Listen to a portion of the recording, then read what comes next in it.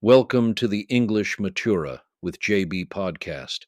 Today we will examine how Easter is celebrated around the world.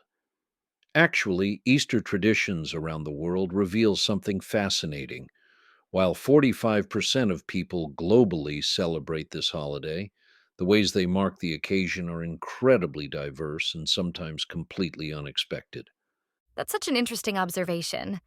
The sheer variety of customs really shows how cultures adapt celebrations to their own unique contexts. You know what really caught my attention? In Ukraine, these Easter baskets aren't just casual collections. Studies show families spend an average of 15 hours preparing them, with some communities maintaining traditions that go back over 500 years. Hmm, that's remarkable dedication. What exactly goes into these baskets that makes them so special? Well, each item carries deep symbolism. The decorated eggs represent new life. The bread signifies Jesus as the bread of life. And get this, anthropologists have documented over 40 different traditional items that might be included, varying by region. Speaking of impressive traditions, those Spanish Holy Week processions must be something else to witness in person. Oh, they're incredible.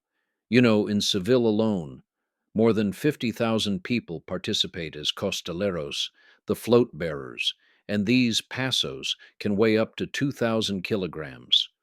That's literally tons of tradition being carried through the streets. And then there's that fascinating German passion play in Oberammergau. It's like a living time capsule from 1634. Right. The most recent production in 2022 involved over 2,100 local residents. That's half the town's population.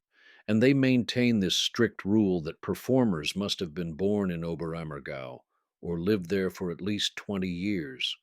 That level of community involvement really shows how these traditions become part of people's identities. What about Ethiopia's unique celebrations? So the Ethiopian Orthodox Church follows a different calendar, and their Easter service, Fazika, involves this incredible 55-day fast, the longest of any Christian denomination.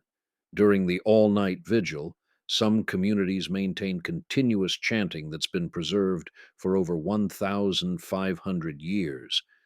Well, that's certainly a contrast to Australia's more recent tradition with the Easter bilby. Exactly. That tradition started in 1991 when the Foundation for Rabbit Free Australia launched the campaign. Since then, chocolate bilby sales have helped raise over $1.5 million for conservation efforts. Pretty clever way to blend celebration with environmental awareness. Don't you think? That's such a smart adaptation. And speaking of adaptations, the White House Easter egg roll has quite a history too. Oh, yeah.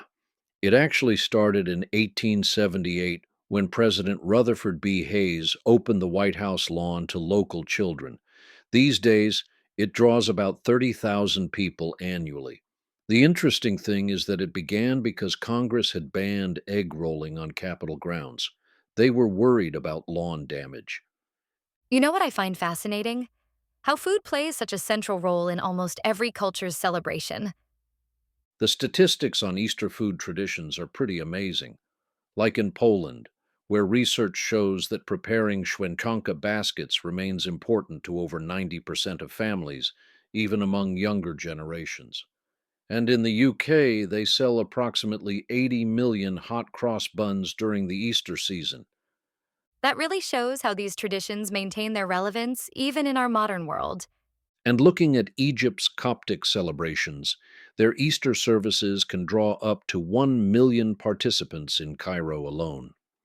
The Midnight Liturgy includes some of the oldest continuously performed Christian music, dating back to the 3rd century. These traditions really do connect us to history in such tangible ways. You know what's particularly interesting?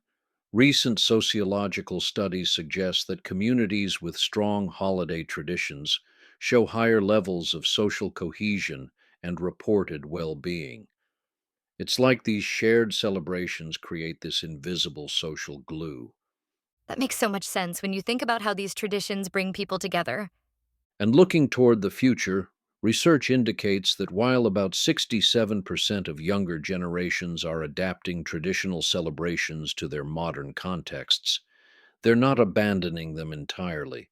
They're finding new ways to make them meaningful. That's really encouraging for the preservation of cultural heritage. Well, as we wrap up our global Easter tour, it's clear these traditions are far more than just cultural curiosities. They're living examples of how communities maintain their identity while adapting to change. That's exactly right. They show us how celebration and tradition can evolve while keeping their essential meaning intact. We appreciate you joining us today, dear listeners. Take care. We're excited to have you with us for our next episode.